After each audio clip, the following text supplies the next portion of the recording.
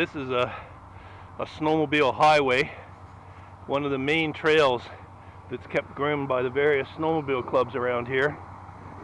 And on Ontario, especially in the northern part here and far north where I am, there are thousands of miles of these trails. And as you can see, they're groomed generally they're in better shape than the roads. And if you really need to get somewhere, you're probably a better off chance of getting there on a snowmobile than you would be on a road. And this is where this main trail crosses the river and carries on. But what we're going to do is we're going to swing off the trail here. I don't ride trails. I had to get on this one. Oh, I didn't have to, but I got on this one briefly. And we're going to we're actually heading north, but it's downstream from here.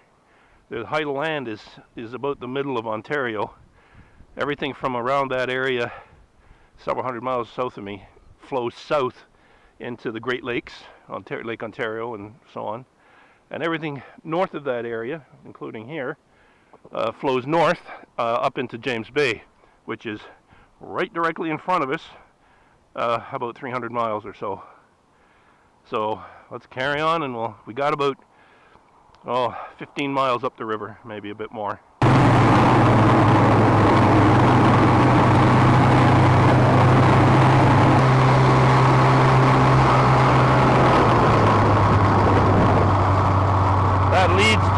That is the end of a big swamp and a stream that comes down from way up in the bush.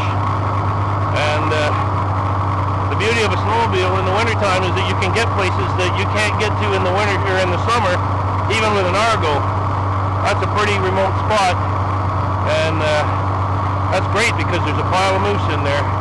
When you get temperatures that are consistently colder than minus 30, and we've had them pretty consistently in the minus 40s lately, things just get brittle.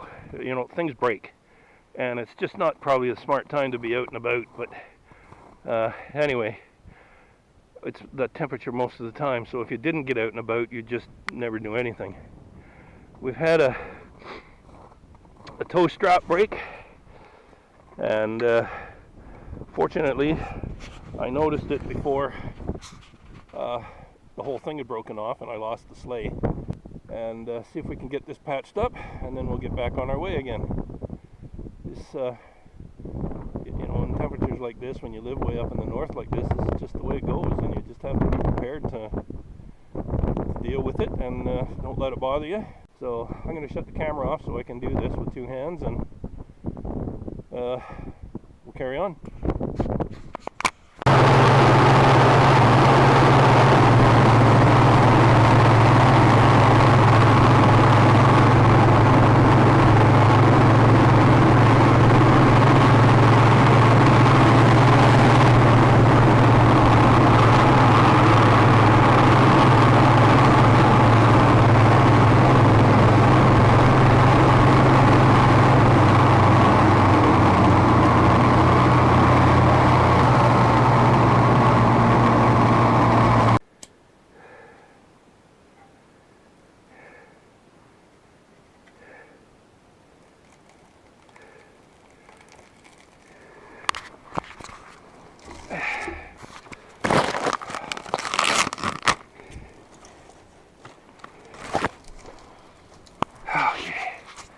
That's going to be better. Come on, baby. Let's get a little heat going here.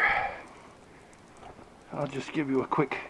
This is about, I don't know, 4 by 6, 6 by 6. I don't know. It's pretty small. So I'll just get back here and show you. This is it. That's all she wrote. But you know what? You get this... There you go. Look at it. You get that thing going, and you touch down the damper just a bit, and you can't sit in here with the door closed except on the worst of the coldest weather, because it gets well, it's about the same size as a sauna, so you can imagine. We have a little wood pile there, and I've brought some more wood and some kindling. There's some paper here. We always kindle a lot of birch bark. We always keep these things stocked with wood. And a good reason is that if anybody's traveling down through here and they get into trouble, snow machine breaks down or whatever, and it's really broken down, they can't get out that, you know, before nightfall or something. These are privately owned ice huts that the individuals bring out here, but they're also very rarely are they ever locked. Now they're the odd one. There's one I'll show you here on our way back, and he's got a satellite dish and all kinds of stuff on it. It's far bigger than this. So I expect that's probably locked because I imagine there's some costly stuff in there. But generally speaking, they're small, nicely put together like this. There's a rack up at the top there for drying gloves and whatnot. And it's all you need to come out here and spend a day or even two. The only thing about this one is that if the bunks were just, like the seats were a bit longer, you could actually lie down on one and spend the night. And most of them are a bit bigger that way. But, well, that's the way it is. It's certainly nice to have, and it's certainly nice to get warmed up with it. So, we'll get a little bit more wood going there. We'll get it heated up. Maybe I'm going to cook up a little something because it's been a long ride up here, and we'll see what happens in a few minutes. Okay, and there's some bannock mix, onion, potato, a few mushrooms, and this. Oh, I've got it soaking in water here because it was half frozen. Also, it was had been brined, so it needs to soak for just a little bit to get some of the saltiness off it. Wasn't bad, but I just like to do that. There's some smoked pork bacon that I made, and as we can see, the stove is doing okay. It's starting to come up. Should get some heat off of that pretty soon. And I got the cast iron here. I got that smaller one. That's going to be for the bannock. The larger one here will be for the rest of the stuff. Let's set it down here for a moment. And this is kind of cool. This is what I'm going to use as a cast iron. I'm going to use it as a plate. And I got these at an auction sale, or a yard sale, whichever, many years ago. And I think what they were, I got probably 8 or 10 of them. And they were in kind of rough shape. They had been in a barn. So I brought them back and cleaned them all up. I've cleaned up several of them. And I think what these were they were served hot in a restaurant where you got fajitas and so on.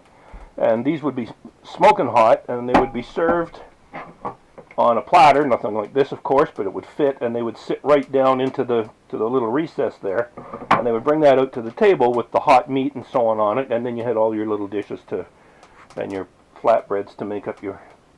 Anyway, I got several of these, and I've cleaned them up, and I'm going to use them as plates, or you could even cook on them, of course. So we'll carry on with that. I got to get a tripod set up here too, so give me a few minutes. Okay, we'll make up some bannock. We'll get some... Let's put a little water in here to start with. You don't want too much. I always make sure that I don't use the last of my bannock mix, just in case I get a little too much water in there, and then I have to make an adjustment. I also have some bacon grease here that I brought, some mushrooms, potatoes, and onions, so I'm going to get this all cooking up. I decided to start frying it. Oh man, that smells good. Piece of leather scrap I keep around. I've used it, as you can see, it's pretty well used. I just use it on the handles here because they obviously get quite hot. And I decided to put this in here just to put a little flavor into the oil for the bannock. So we're going to put this into the other pan where we're going to fry it, and dump just a little of this moisture off, and then I'm going to put the bannock in here. It's in the pan. I've just pressed it down flat with my spoon, more or less. It's probably ½ inch, maybe a little bit thicker.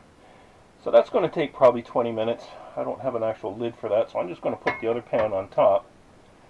It's probably not going to get this cooking very much. I'll just let this, a little bit of butter, but mostly it's just bacon fat.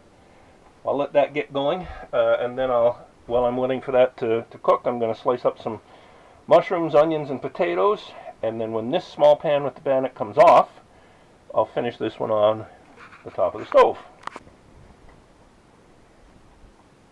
Okay, I've scraped down to the level of the ice, give or take an inch. Now I measured this before we left, it's 36 inches from there to here. So we'll just see.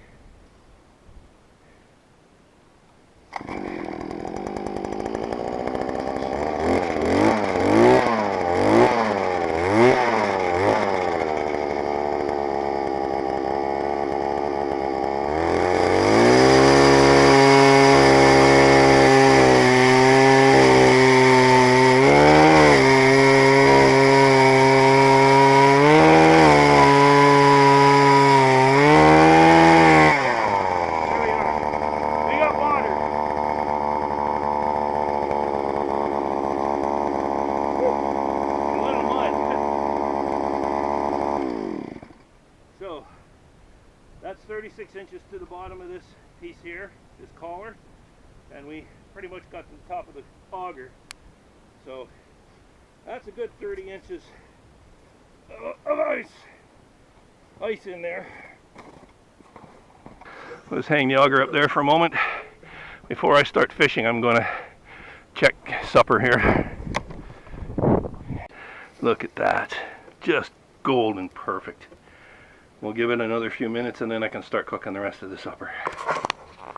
Onions and potatoes, and I'm just going to finish up the couple of mushrooms and get them in there right now. And I don't know if it's cooled down enough yet or not, but I'm going to try that bannock because it sure smells good. I can't wait any longer. That's hot. Look at that. Ooh, look at the steam coming off of that. I don't know if I can't get very far apart from, where I am in this small building, so I can't really. Oh man, a little butter, a lot of butter. That, man, you guys should smell this. Somebody has got to invent smell-o-vision. Well, I want to thank you for joining me. I was going to serve this up on a plate, but I'm not going to wait that long. I'm just going to, this bannock, I'm not going to need this other stuff. I'm going to be so full of this bannock. That stuff's so good. Anyways, I want to thank you for joining me. I'm going to sit here and finish this off, but I hope you enjoyed it. And hopefully we'll get out a few more times before the winter's over. Didn't get a lot of fishing done. The snow was so deep and the ice was so thick. And with that little mishap of the trailer breakdown on the way here, it kind of killed some of my time. So I brought some wood, so I've supplied the place. There's a lot of firewood in here now. And some other supplies that I've brought and left behind, or will leave behind. And the next time I come, all I got to do is bring the auger. I don't leave that here. And drill my holes and get started. So, hope you enjoyed it. If you liked it, please share it with someone else. Please hit the like button. Subscribe if you haven't already. We'll see you all the next time. Have a good day.